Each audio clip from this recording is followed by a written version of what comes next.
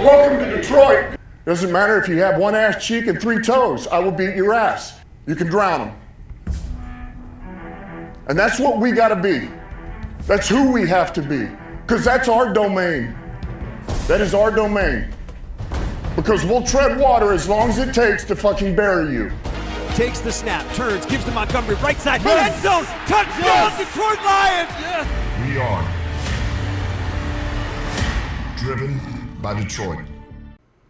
Hello, Detroit Lions friends, fans, and family members. Welcome on back to yet another episode of MCM Motor City Mania. I'm your host, David T. Pike, and as always, we're diving on in. So, folks, got a real hard game to try and, predict, try and come up with some sort of viewpoint as to what this outcome's going to look like. This is a really tough game to try and figure out because you've got so many factors that go into this game as to, okay, well, how could this potentially look? What's this outcome going to look like? And it's just such a difficult game to try and figure out because not only one, about the factors with the units, the teams, the players, but it's also difficult based upon the fact that the Lions, for the second week running, are slated for the biggest game of the week. We all know that every single week there's going to be at least 3 primetime games. Every single week. There's a Thursday night game, there's a Sunday night game, there's a Monday night game. But sometimes there'll be more, depending upon how the schedule breaks down.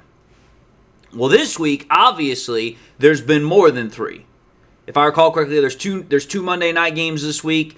So you've got more primetime games that have been slotted, but still, the Lions have the biggest primetime slot because of the fact that they're going up against the best team record-wise in the NFC. So this team right now is going up for the second week in a row against the, best team that the NFL has slotted or slated for that week in terms of the primetime matchups.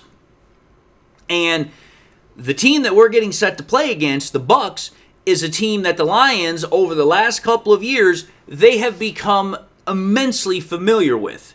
You're talking about a team that we've played 3 times over the last 3 years. Okay, there's that fact to it.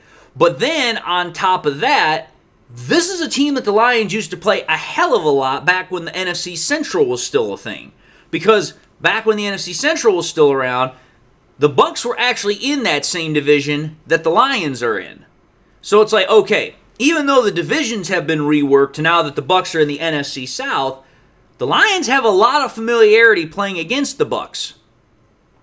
And you have to think about it. Over the last, realistically 2.5 years, the Lions have, like I've said, they've played the Bucs 3 times. So they're used to playing the Bucs. They know exactly what this team does. They know what they like to do. They know the type of team that's coming in. And more often than not, because out of the 3 times they've played, they've won twice. The Lions have had a good ability to understand, okay, this is what we can expect from this Buccaneers team. Because they won 1 time in the regular season, they won 1 time in the postseason. And I'm telling you this right now, all those times that we've watched in the past against the Bucs with, Todd Bowles as the head coach, Baker Mayfield as the quarterback, every single time they have been very tough matchups. They've been very, for lack of a better term, they've been very hard to try and figure out, okay, which way is this game going to go?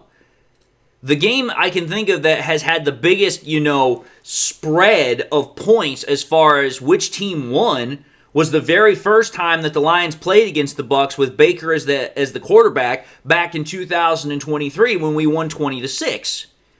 But the point is that regardless of whatever the past games have looked like, don't get it confused. This game is going to be very difficult. It's going to be very tough. It's going to be a very physical game. And you have to understand, both of these clubs are very good. Both of these clubs are playing for a lot of things right now because this game is definitely going to have an impact in the playoff race later on this year. But there is one thing about this game that is going to be different, unlike past games that the Lions and Bucs have played over the last few years.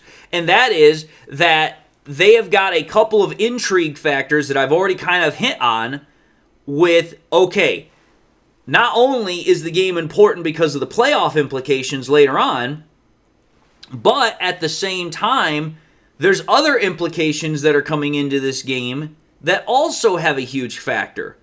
So what are those factors? Well, factor number one, as we all know, and everybody's already probably talked about a little bit, is the injuries.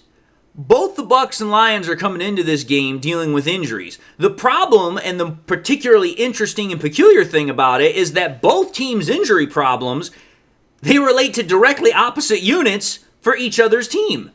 For the Bucs, it's that their skill players on offense are coming into this game and they are banged up all to hell. For the Lions, it's the exact opposite. Their defensive backfield, which goes directly up against those skill players, they're the ones that are all banged up to hell.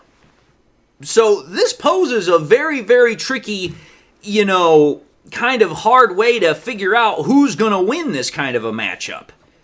Because on one hand, you have a defensive unit that has a secondary that's almost completely depleted of all of its starters. The only starting defensive back that the Lions are going to have for this game is going to be Amik Robertson. The rest are either all out with injury or they're suspended. So, okay, that's a problem. And it's a problem because in the league that the NFL is right now, the passing game is the primary mode of offensive attack that teams use. So it poses serious issues to the defense's ability to consistently stop an opposing offense, especially one where Baker Mayfield has been playing Superman heroics over the last 5 or 6 weeks. Now, on the other side of the ball, you have an offense that is likely going to be missing 3 of their top receivers. Because we already know they aren't going to have Chris Godwin. We already know they're not going to have another one of their receivers. So 2 of their top receivers are definitely not playing. The only questions that remain are Evans and Iwabuka. Those are the only 2 questions that we don't have answers to right now. And the reason why we don't have answers to them is because those guys have been designated by Coach Bowles as game time decisions. So it's like, okay, here. You have one offense that doesn't really have most, if not almost all of their skill players playing. Then on the other side, you have a defense where most of their defensive skill players in the secondary are not going to be playing. So it's like, okay, here. It makes it nearly impossible to try and determine who's going to have the edge in this game. However, despite the obvious shortcomings to both opposing units, I'm going to tell you this right now. I don't for a single second anticipate that this game is going to be anything but a high-scoring affair, with periodic moments of opposition defensively from both teams' defenses. Why do I say that? Well, the reason I say that is because, in my opinion, I believe that the opposition for the defenses is likely going to be coming from each of their defensive lines. And what's going to likely be the case of how the defenses are going to have an impact on this game is which defensive line unit is going to be able to make the quarterback they're going up against, whether it's Baker or Goff, the most uncomfortable to try and get him off his game. Both defenses have ridiculously good pass rushes. If I recall correctly, the Lions are still in the top 5 as far as, a sack defense, and the Bucs are within the top 10. Because I think the Lions have 20 sacks and the Bucs have 16. But what makes it more interesting on top of that is what the offensive lines look like for both of these units. Because the Lions' offensive line, despite all the conversation that was had earlier on this year, their offensive line is actually doing really, really good in terms of protecting the passer. The Bucs' offensive line is not. And you have to think about this. The Lions have been doing this with their offensive line, despite the fact that the last 2 weeks it's been kind of a revolving door at who's the blindside tackle. Well, now it looks like the Lions are about to get Taylor Decker back for this really, really big game, which now means, okay, you got all 5 starters on your offensive line. That's going to be huge. Well, as far as we know with the Bucs, they're going to have their starters, but their starters still haven't really been doing a whole hell of a lot. So it's like, okay, here. That's going to be a problem that we're going to have to pay very close attention to. Which offensive line can provide better and more consistent protection for their quarterbacks? And in that regard, I think it's going to be the Lions. And there's a couple of reasons other than the fact of Decker coming back. Number one, the Lions are at home. Number two, the Lions are going to be rocking their all-black alternate uniforms, of which they've played 3 times in, and they've gone 2-1 in those games wearing those uniforms. And you have to understand something here. The Lions have one of the most impressive home records and one of the most impressive primetime records ever since Goff and Campbell have become the quarterback and head coach of that team. So it's like, okay here. The Lions definitely have a couple of things going in their favor, not only in terms of, the history, not only in terms of who they're getting back, but on top of that, the Lions are coming into this game, they're pissed off. I mean, don't forget the fact that just what happened last Sunday, that has not escaped the Lions' notice. That has not just all of a sudden been, oh yeah, you know what, we forgot all about that. No, they certainly still remember that. They certainly are still going to have that as part of their, psyche going into this game. And then, on top of that, like I already said, the Bucs offensive line has not been doing a very good job of protecting Baker this year. Yeah, Baker's only been giving up 10 sacks.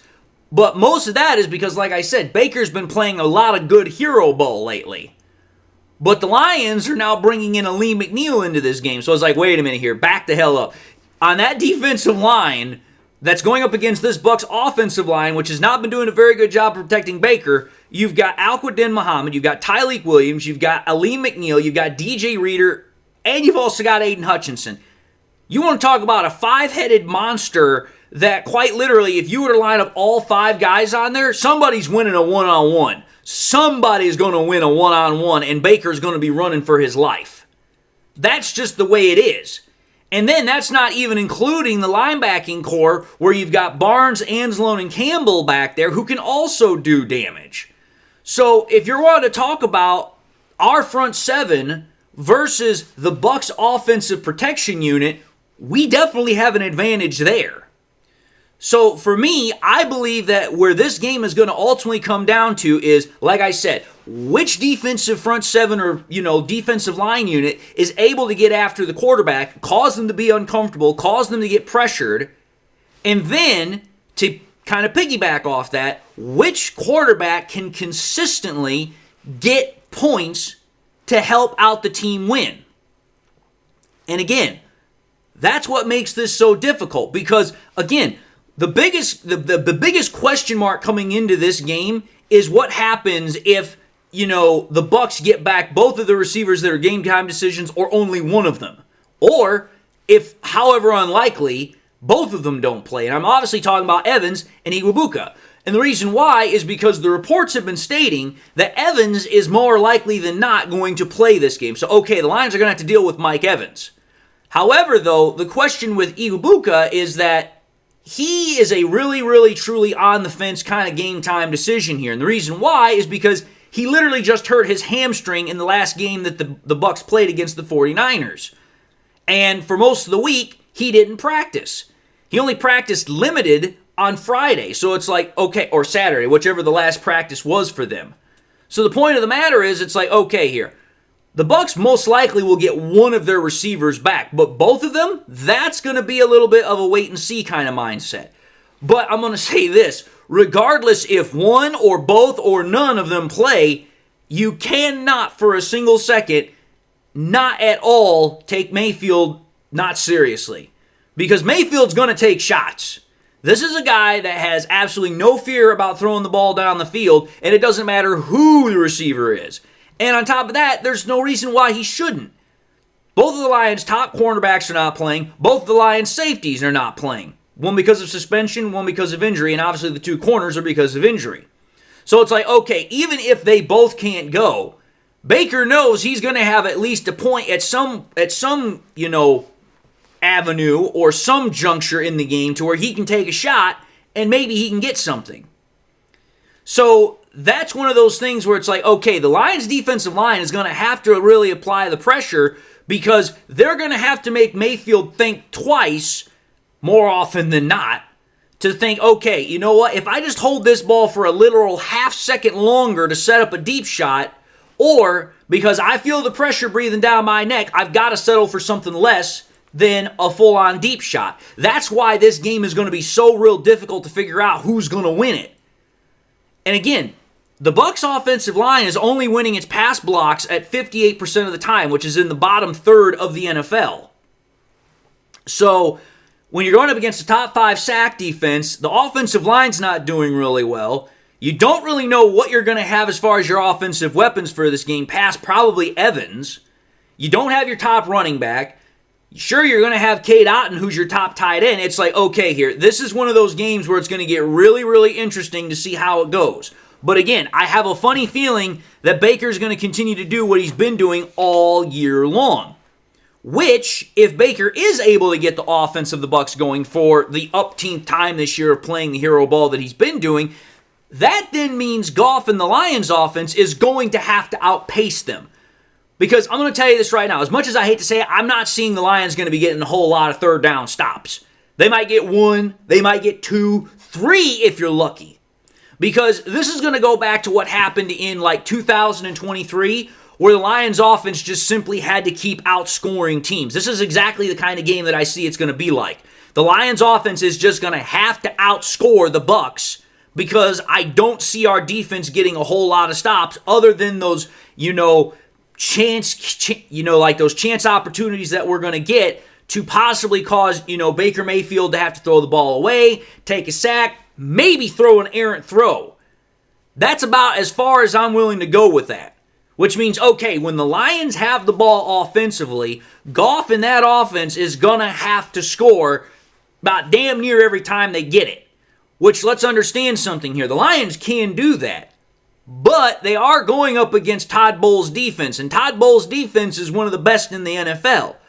But the Lions do have a trump card here. The one thing everybody knows about Bowles' defense is he loves to blitz. He loves to blitz in every manner and every single way you can possibly think of. He loves to blitz from every angle possible. Well, the reason why I say we have a trump card is because the Lions have the best quarterback in the NFL right now in playing against the blitz. That's Jared Goff.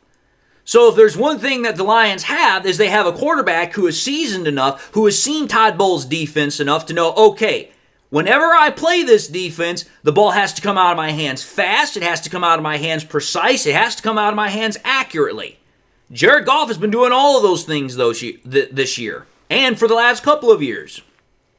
And like I said, the Lions' offensive line has been doing a really good job up front in protecting Goff for the most part.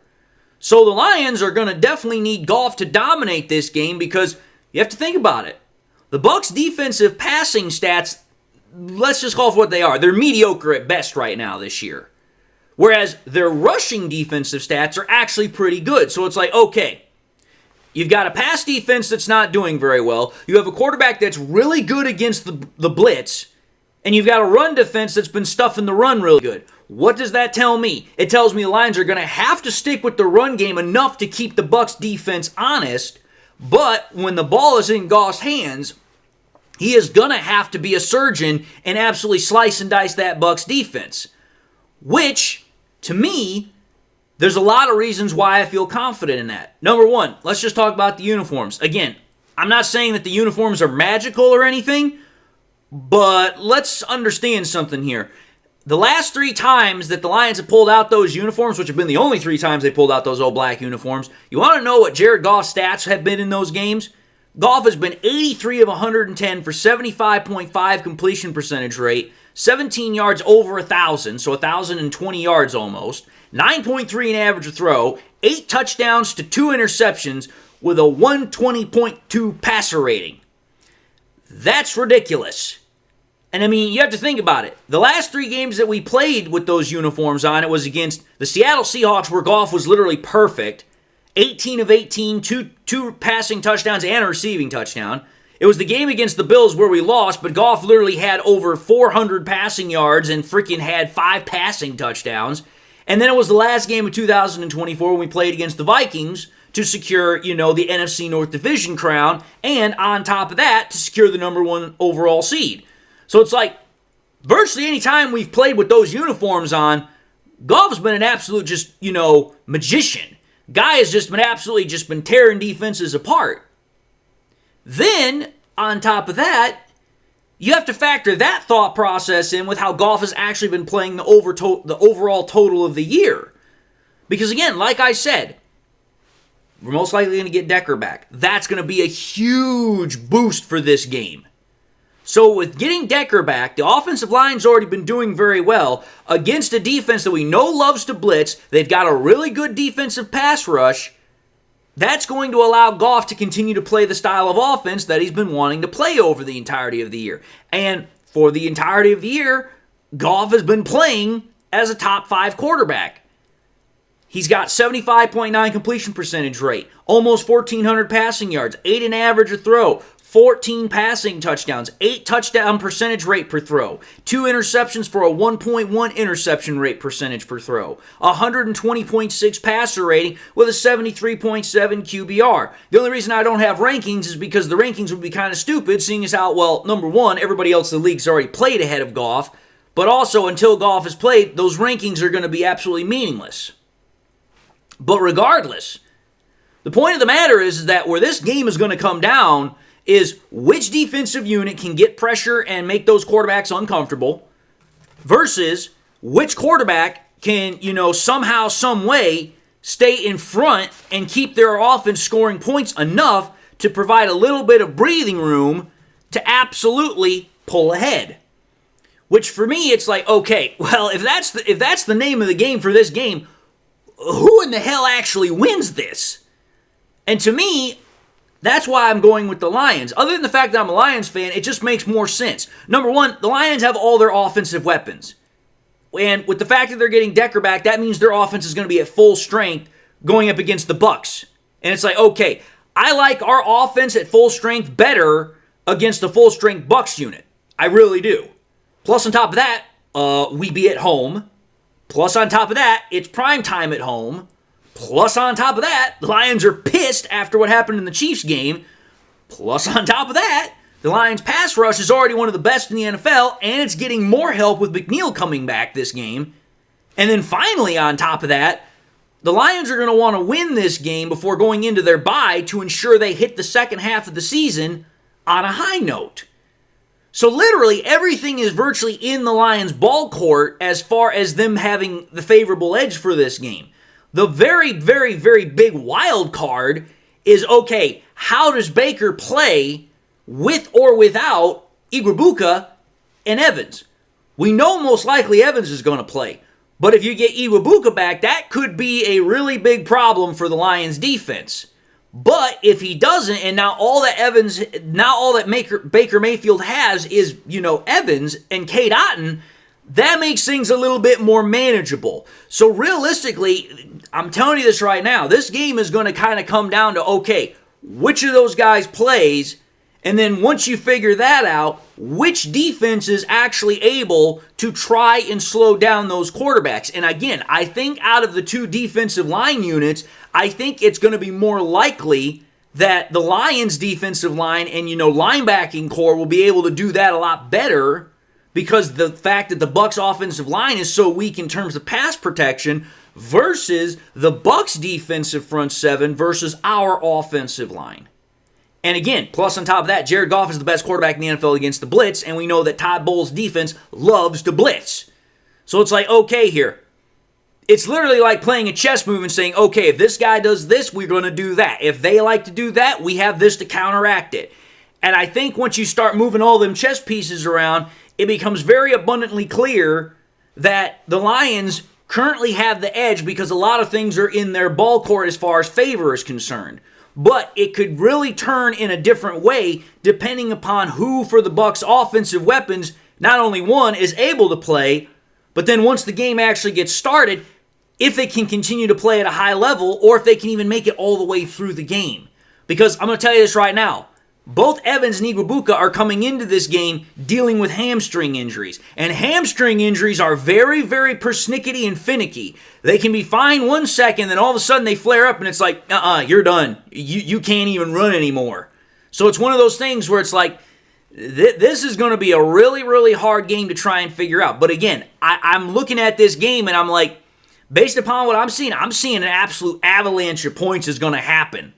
And I think it's going to come down to who outlasts the Avalanche, who's able to survive the avalanche of offensive weaponry that's able to score points here. Pretty much Baker playing hero ball or Goff being able to outlast the blitz that Bowles is going to try and send against him. That's what I think this is going to come down to.